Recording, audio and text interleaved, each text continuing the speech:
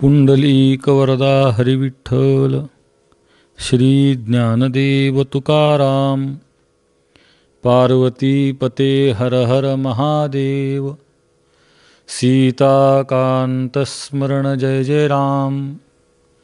श्री गुरु ज्ञानेश्वर महाराज की जय।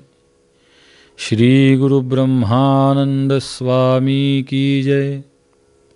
रुक्मिणी रमण गोविंदा, ब्रह्मानंदं परमसुखदं केवलं ज्ञानमूर्तिं द्वन्द्वातीतं गगनसदृशं तत्त्वमस्यादिलक्ष्यम् एकं नित्यं विमलमचलं सर्वधी साक्षिभूतं भावातीतं त्रिगुणरहितं सद्गुरुं तन्नमामि। विनायकं गुरुं नौमि साखरे नाम विश्रुतं। येषां चरणसान्निध्यात् जीवा मुक्ता भवन्ति। साखरे वंशविख्यातं ज्ञानदानपरायणं विनायकं गुरुं वन्दे भवबन्धविमुक्तये। ओम विश्वं विष्णुर्वषट्कारो भूतभव्यभवत्प्रभुः भूतकृत् भूतभृद्भावो भूतात्मा भूतभावनः। अधिक मासाच्या निमित्तानं, पुरुषोत्तम मासाच्या निमित्तानं संत सम्राट महाकैवल्य तेजोनिधी ज्ञानोबारायांच्या मंदिर संस्थानाच्या वतीनं जो ज्ञानयज्ञ सुरू करण्यात आलेला आहे, त्यामध्ये श्रीमन विष्णू सहस्रनाम या ग्रंथावर काही चिंतन सांगावं अशी मला सूचना करण्यात आल्यामुळे आजच्या सेवेमध्ये प्रवृत्ती झालेली आहे। मला सेवा करण्यासाठी म्हणून जे श्लोक सांगण्यात आलेले आहेत ते गीता प्रेस गोरखपूर यांनी प्रकाशित केलेल्या भगवद्गीतेमधील श्रीमन विष्णू सहस्रनामावली जी आहे त्यातील श्लोक क्रमांक 75 ते श्लोक क्रमांक 79 असे श्लोक मला सांगण्यात आलेले आहेत। आणि एकंदरीत चिंतनासाठी कालावधी हा अर्धा तास म्हणजे 30 मिनिटे, प्रत्येक मिनिट 60 सेकंद याप्रमाणे असा देण्यात आलेला आहे। त्या कालाच्या मर्यादेमध्ये माझ्या बुद्धीच्या आवाक्यामध्ये जितका विस्तार करता येणं शक्य आहे तेवढा करण्याचा आपण प्रयत्न करू। पहिल्यांदा ते श्लोक आपण पाहू आणि त्यानंतर त्यातल्या एकेका नावाविषयी जितकं आपल्याला चिंतन करणं शक्य आहे तितकं चिंतन करून आपण पुढे जाऊ।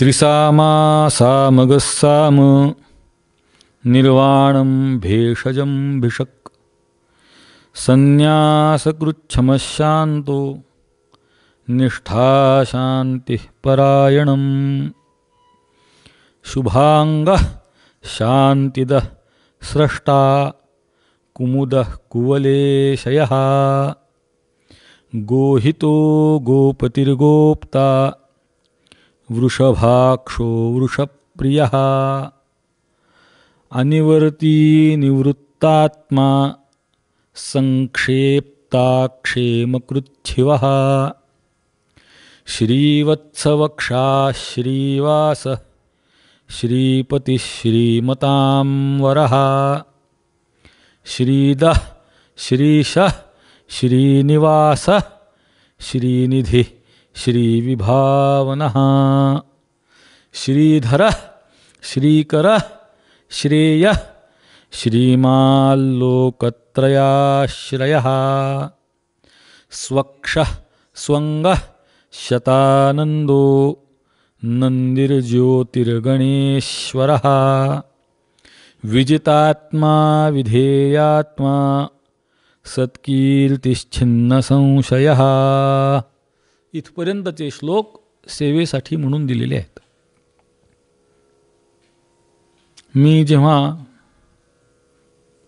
माझ्या अल्पमतीनुसार काही चिंतन करण्यामध्ये प्रवृत्त झालो तेव्हा माझ्या असं लक्षात आलं की या श्लोकांमधलं एक एक नाम इतकं अर्थभरित आहे, इतकं सखोल आहे की त्याचं परिपूर्ण चिंतन करता यावं यासाठी वेळेची मर्यादा फार कमी पडणार आहे. का होईना जितकं आपल्याला करणं शक्य होईल वेळेच्या मर्यादेमध्ये तेवढं आपण करू. या 5 श्लोकांमधला 4 श्लोकांमधला भगवंताचं जे पहिलं नाम आलेलं आहे ते आहे त्रिसामा.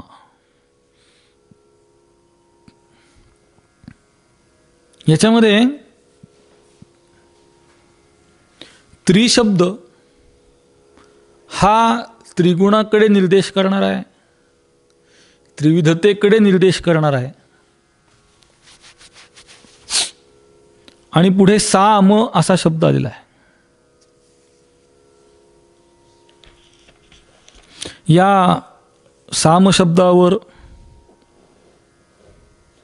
आपण बृहत साम, रथंतर साम, वामदेव्य साम असे सामाचे वेगवेगळे प्रकार सांगितलेले आहेत. आणि त्या वेगवेगळ्या 3ही प्रकारांचा अंतर्भाव करून हे 3ही साम ज्याच्या स्वरूपाशी अभिन्न आहेत त्याचं नाव आहे त्रिसामा. त्रिसामा हे भगवान विष्णूचं नाव यासाठी आहे कारण या संपूर्ण विश्वाला म्हणजे या विश्वामधल्या प्रत्येक वस्तूला त्याने 3 प्रकाराने बांधून ठेवलेलं आहे, निबद्ध केलेलं आहे. आणि त्या वस्तूला त्याच्या स्वभावानुसार तो चालवणारा आहे. अर्थात प्रत्येक वस्तू ही त्रिगुणात्मक आहे, 3 प्रकारच्या गुणांच्या संबंधाने युक्त आहे.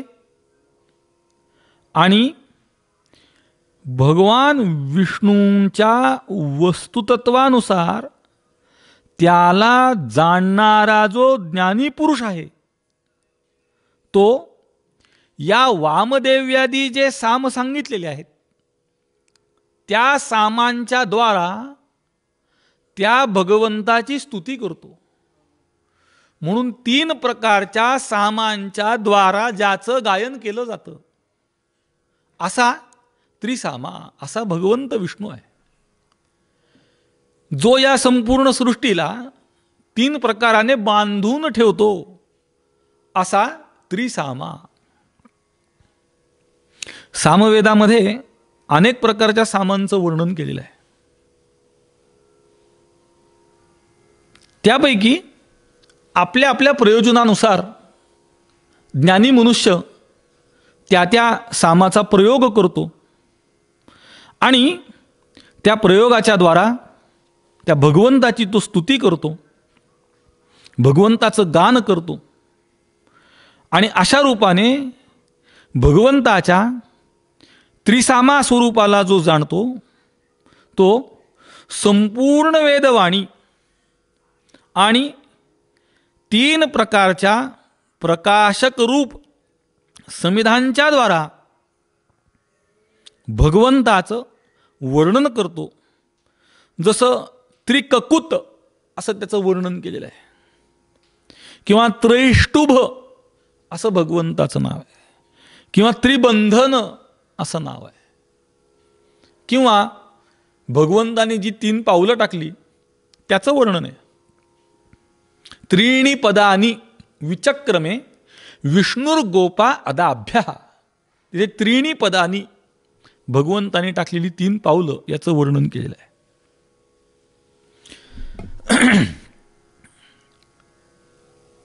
साम शब्दाविषयी पुष्कळ सांगण्यासारखं आहे, परंतु वेळेच्या मर्यादेमध्ये यो जगारतमृचः कामयन्ते यो जगारतमु सामानियन्ति, म्हणजे यो जगार तमृचः कामयन्ते, म्हणजे ज्याच्याद्वारा या भगवंताला गायलं जातं त्याला साम असं म्हणायचं. कारण या साम शब्दाला जोडूनच पुढचं भगवंताचं नाव आलेलं आहे सामगः, त्रिसामा सामगः. सामगः म्हणजे ज्याला सामाच्या द्वारा गायलं जातं, सामगः.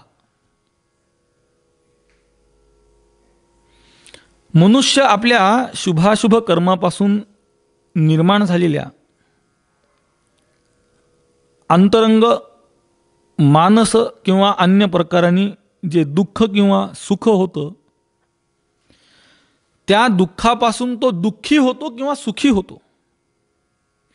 पण या दोन्ही क्षणिक आणि सुखदुःखांच्या द्वारा जो दाबला गेलेला आहे, असा मनुष्य जर परमार्थ पथावर चालून आत्मस्वरूपाला प्राप्त करून घेण्याची इच्छा त्याच्या मनामध्ये जर निर्माण होईल, तर त्याच्यासाठी भगवंताच्या नामाचं गान करणं हे त्याचं कर्तव्य आहे,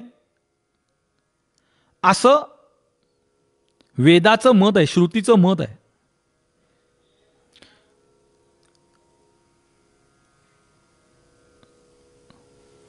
असं आहे, सुखाला दुःखाची सापेक्षता आहे.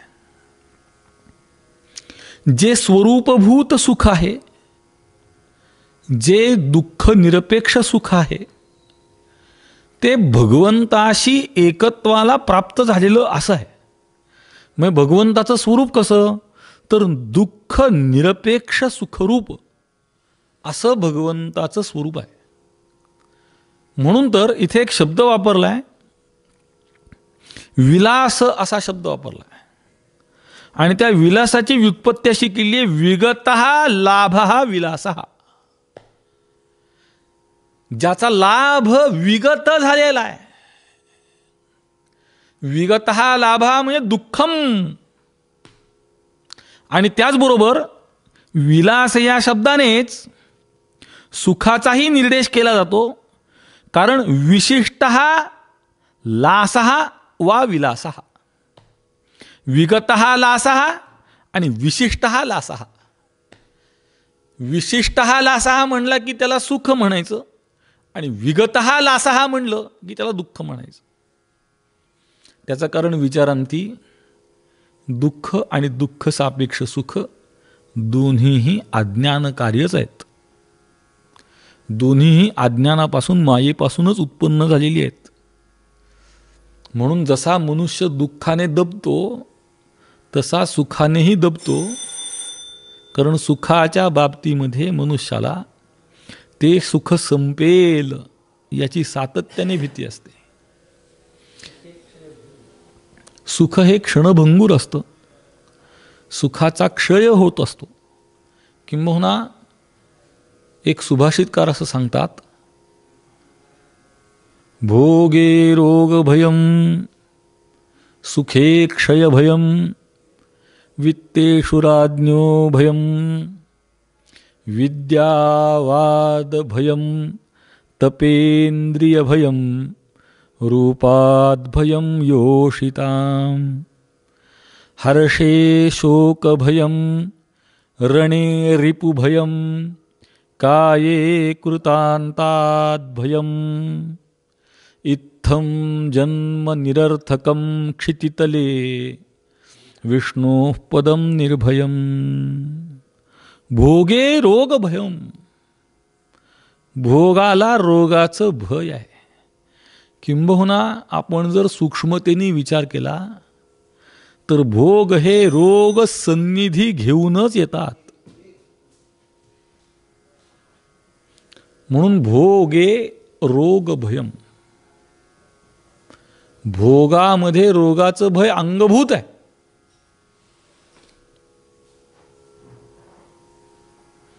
सुखे क्षय भयम.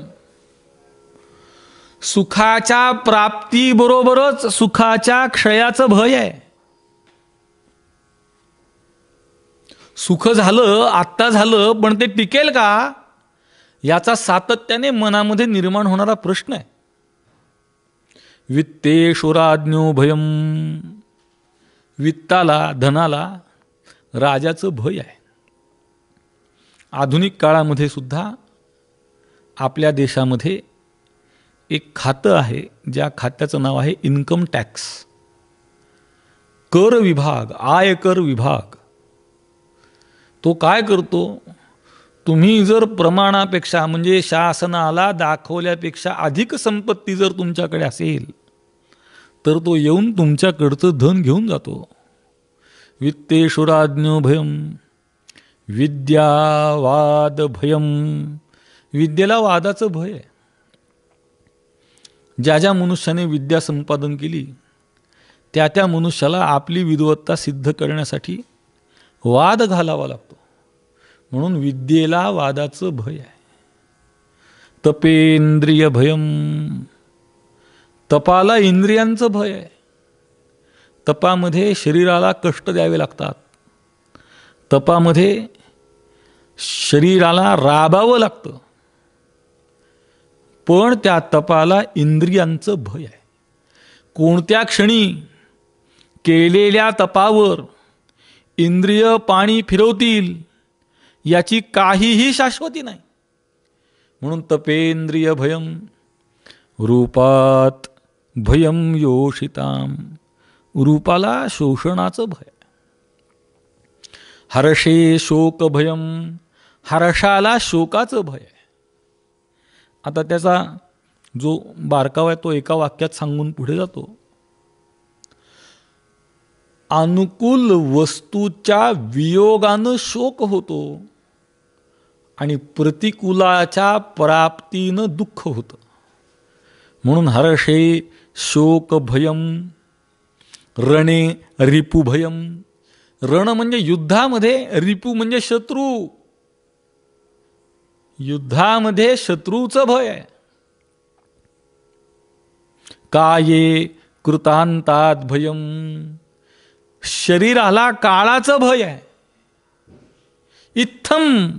याप्रमाणे जन्म निरर्थकम क्षितितले. पृथ्वीवर जन्म निरर्थक आहे.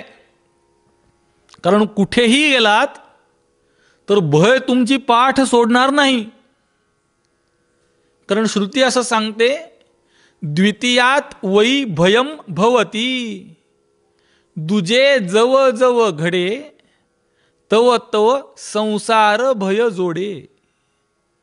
द्वैत निर्माण झालं की भयाची प्राप्ती होणार आहे. सुख जरी प्राप्त झालं तरी कालांतराने त्याच्या क्षयाचं भय आहे. दुःख प्राप्त झालं तर त्याच्या निवारणाची इच्छा आहे. म्हणून सुखाच्या प्राप्तीनेही मनुष्य दबून जातो आणि दुःखाच्या प्राप्तीने तर दबून जातोच. आणि जो असा दबून गेलेला मनुष्य आहे त्याला जर त्या बंधनातून मुक्त व्हायचं असेल, त्याला जर त्या दुःखापासून सुखापासून अलिप्त व्हायचं असेल, म्हणजे अनुकूल परिस्थितीच्या प्राप्तीने हुरळून जायचं नाही आणि प्रतिकूल परिस्थितीच्या प्राप्तीने खचून जायचं नाही. भगवंताच्याच शब्दामध्ये सांगायचं झालं तर सुखदुःखे समे कृत्वा लाभा लाभौ जया जयऊ. या अवस्थेला जर मनुष्याला प्राप्त व्हायचं असेल तर त्यांनी भगवान विष्णूंचं भजन केलं पाहिजे. भगवान विष्णूंना गायलं पाहिजे. त्यांच्या गुणांचं, त्यांच्या वैभवाचं, त्यांच्या सामर्थ्याचं गुणगान केलं पाहिजे, हा त्या दुःखावर उपाय आहे. म्हणून सामगहा, त्रिसामा सामगहा. ज्याचं गायन केलं जातं वेदाच्या द्वारा आणि वेद ज्याला गायलं पाहिजे असं सांगतो त्याला म्हणायचं सामगहा. ह्याच्या पुढचं नाव आलंय साम.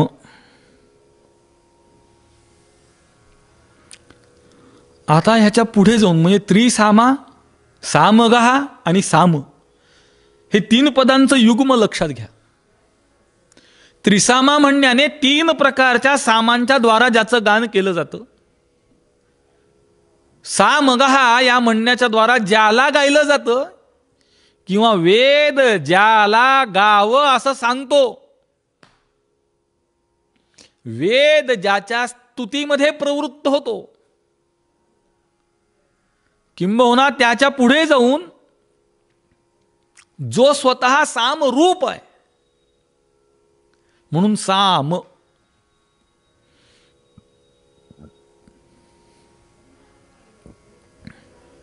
स्यती नाम अंतम करोति इति सामः. नाम ब्रह्मा, ज्याच्या ठिकाणी सगळ्या कर्मांचा अंत होतो, ज्याला प्राप्त झाला असता सकल कर्मांचा अंत होतो, त्याचं नाव आहे साम. सर्व कर्म ज्याच्या ठिकाणी समाप्तीला प्राप्त होतात त्याचं नाव आहे साम.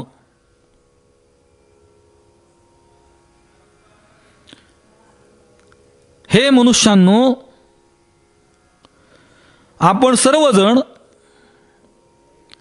आपल्या अर्थसिद्धीसाठी म्हणजे पुरुषार्थ सिद्धीसाठी म्हणजे मोक्षप्राप्तीसाठी, कारण धर्माला पुरुषार्थत्व आहे, अर्थाला पुरुषार्थत्व आहे, कामाला पुरुषार्थत्व आहे, पण यांना असणारं पुरुषार्थत्व हे गौण स्वरूपाचं आहे. परमपुरुषार्थत्वाचा जर आपण विचार करायला प्रवृत्त झालो तर मोक्ष म्हणजे पुरुषार्थ आहे. म्हणून ज्याला आपल्या अर्थाची सिद्धी करून घ्यायची असेल, म्हणजे पुरुषार्थाची, म्हणजे परमपुरुषार्थाची, म्हणजे मोक्षाची ज्याला सिद्धी करून घ्यायची असेल, त्याने या संपूर्ण विश्वाचा पालन करता असा जो भगवान श्री विष्णू त्यांची स्तुती केली पाहिजे. कारण तोच सर्व प्राण्यांच्या हृदयामध्ये स्थित राहून सर्वांच्या परमपुरुषार्थाची सिद्धी करणारा असा तो आहे. सर्वस्य चाहं हृदि सन्निविष्टो मत्त स्मृतिर्ज्ञानमपोहनंच. तिथे आले सर्वस्य च अहम हृदि सन्निविष्टः. मी सर्वांच्या हृदयदेशी, सर्वांच्या हृदयदेशी मी अमुका आहे ऐसी बुद्धी स्फुरे जे अहर्निशी ते वस्तू गा मी, असं भगवंत सांगतात. आपल्याला मी मी मी असं जे स्फुरण होत आहे, कारण आपण जर सत्तेचा विचार करण्यामध्ये प्रवृत्त झालो तर सत्ता ज्याची आहे अशा भगवंताचीच सर्वत्र ओतप्रोत व्याप्ती असल्यामुळे त्याला गायलं तर मनुष्याला परमपुरुषार्थाची प्राप्ती होते. म्हणून त्याचं नाव आहे साम. त्रिसामा सामग साम. पुढे आले निर्वाणम. निर्वाण या शब्दामध्ये निर असा उपसर्ग आहे आणि त्याचे दोन अर्थ होतात. एक होतो निश्चय म्हणजे उपसर्गाचे बरं, आणि दुसरा होतो निषेध. निश्चय आणि निषेध. जसं की निरुक्त ग्रंथ एक निरुक्त नावाचा यास्काचार्यांचा, तशी अनेक निरुक्तकार होऊन गेले आणि अनेक निरुक्त पूर्वी उपलब्ध होती, परंतु सध्याच्या काळामध्ये श्रीमत यास्काचार्यांचं निरुक्त उपलब्ध आहे, बाकीची उपलब्ध नाहीत. तर त्या निरुक्तामध्ये निरउक्त, निरउक्त, निर असा उपसर्ग आहे आणि उक्त, तर निरउक्त याचा अर्थ होतो निश्चयाने सांगणे, निश्चयाने सांगितलं गेलेलं. तसा निर या शब्दाचा अर्थ होतो निश्चय. आणि वा हा गतिवाचक शब्द आहे, म्हणजे धातू आहे, आणि हा आदादी गणामधला आहे, आणि त्याला कृदंत असल्यामुळे प्रातिपादिक संज्ञा आणि सुविभक्ती याचा आदेश करून निर्वाणम असा शब्द झालेला आहे. हा व्याकरणाचा भाग आहे. ज्यांचा काही व्याकरणाचा संबंध आला असेल त्यांच्या तो लक्षात येईल. निर्वाणम, निर या उपसर्गाचा अर्थ होतो निश्चय, आणि त्याचबरोबर होतो निषेध. निश्चयाने या संपूर्ण विश्वाला, म्हणजे संपूर्ण विश्वाची अंततोगत्वा जी गती होते तोही हाच आहे, आणि या संपूर्ण विश्वाला जो गती देतो तोही हाच आहे. म्हणजे संपूर्ण विश्वाला गती देणारा आणि संपूर्ण विश्व ज्याच्या गतीला प्राप्त होतं असा, त्याचं नाव आहे निर्वाणम.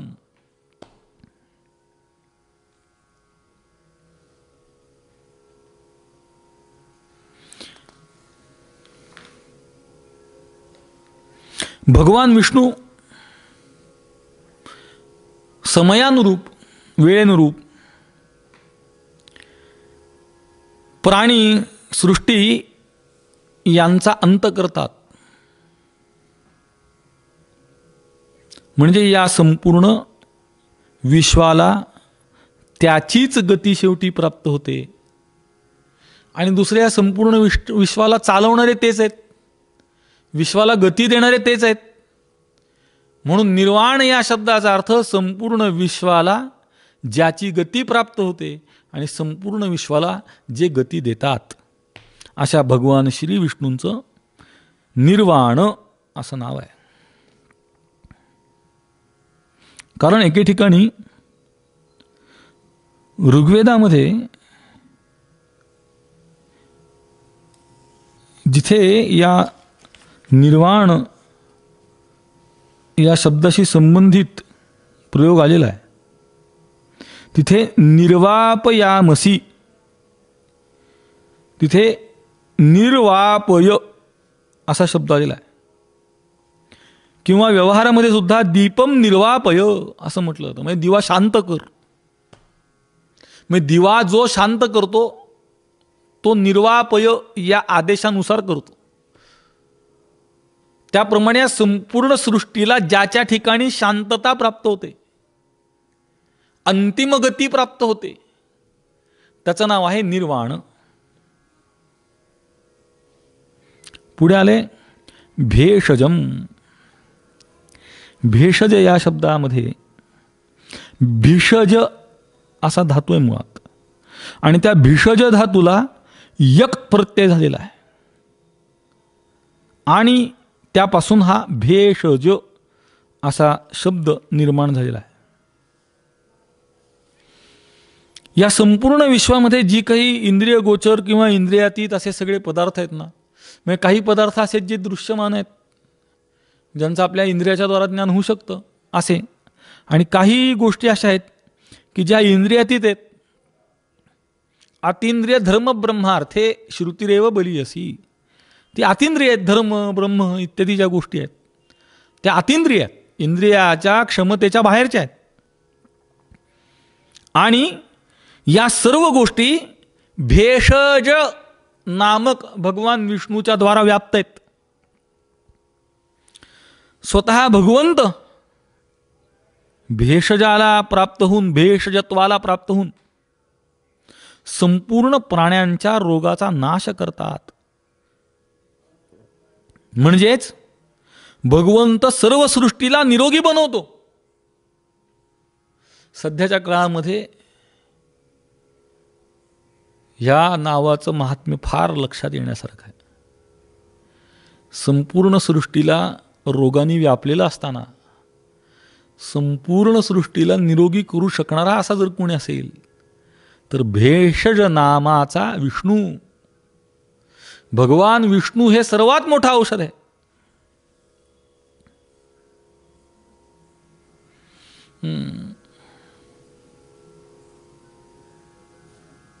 अच्युतानंत गोविंद नामोच्चारण भेषजात नश्यन्ति सकला रोगाः सत्यम सत्यम वदाम्यहम. अच्युत अनंत गोविंद या नामांचं उच्चारण करणं हे सर्व रोगांवर औषध आहे. आणि त्याच्याही पुढे जाऊन भेषज म्हणजे नामोच्चारण भेषज म्हणजे नामोच्चारण रूपी औषध आणि भेषज रूपाचंही एक नाव आहे. म्हणजे भगवंताचं नाम हे औषध आहे आणि औषध हे भगवंताचंच एक नाव आहे. आणि त्या औषधरूपी भगवंताच्या द्वारा सर्व रोगांची निवृत्ती केली जाते. सर्व रोगांवर भगवंताचं नाम हे निश्चित औषध आहे. आणि म्हणून भेषज असं त्याचं नाव आहे. म्हणून त्रिसामा सामग साम निर्वाणम भेषजम. ही आत्तापर्यंत जी नावं सांगितली त्यातल्या पहिल्या 3 नावांचं युग्म आहे. त्रिसामा सामग हा साम. निर्वाणम म्हणजे या संपूर्ण सृष्टीला गती देणारा आणि संपूर्ण सृष्टीला अंततोगत्वात जी गती प्राप्त होते तो.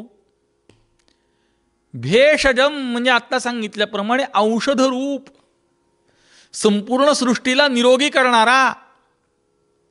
सर्व रोगांचा म्हणजे भेषज रूपाला भगवंतच प्राप्त होतो, औषध रूपाला भगवंतच प्राप्त होतो आणि तो सर्व रोगांची निवृत्ती करतो. आणि पुढे आले भिषक.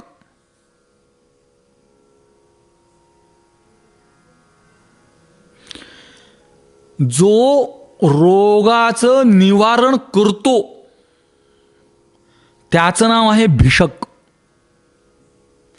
म्हणजे औषधही भगवंत आहे आणि औषधाच्या द्वारा रोगाला निवृत्त करणाराही भगवंत आहे.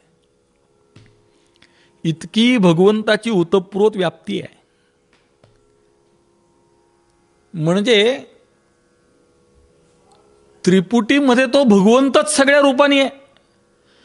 औषध देणाराही तोच आहे, औषधही तोच आहे, बरा करणाराही तोच आहे, बरा होणाराही तोच आहे, सगळा तोच. म्हणून निर्वाणम भेषजम भिषक.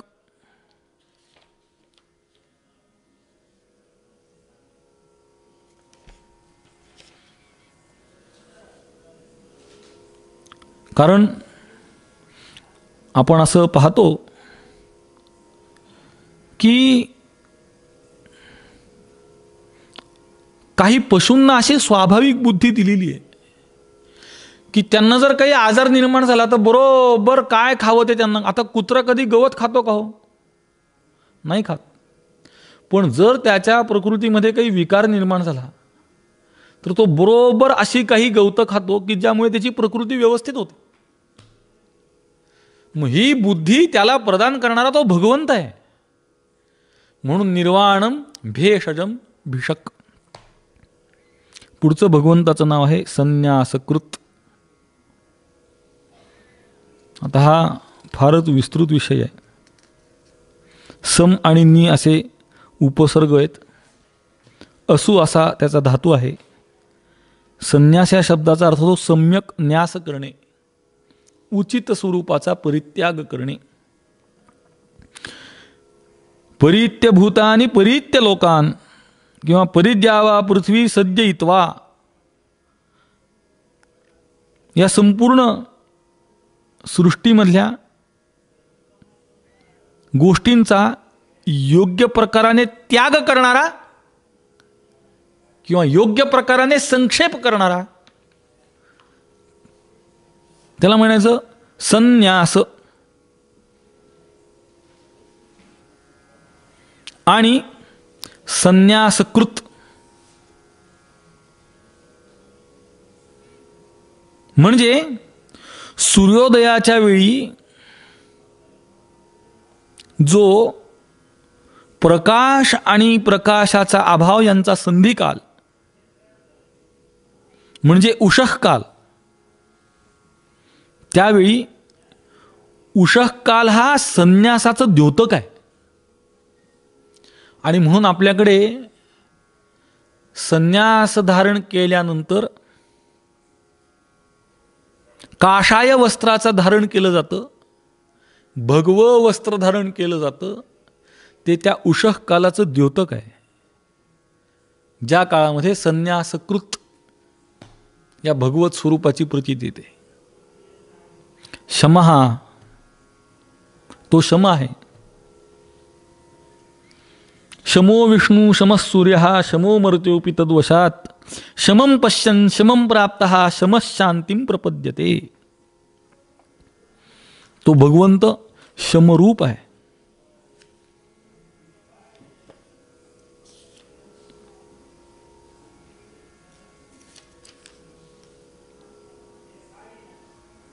शांत आहे. निष्ठा शांती परायणम. परायण या शब्दाचा अर्थ अंतिम गंतव्यस्थान असा तो भगवंत आहे.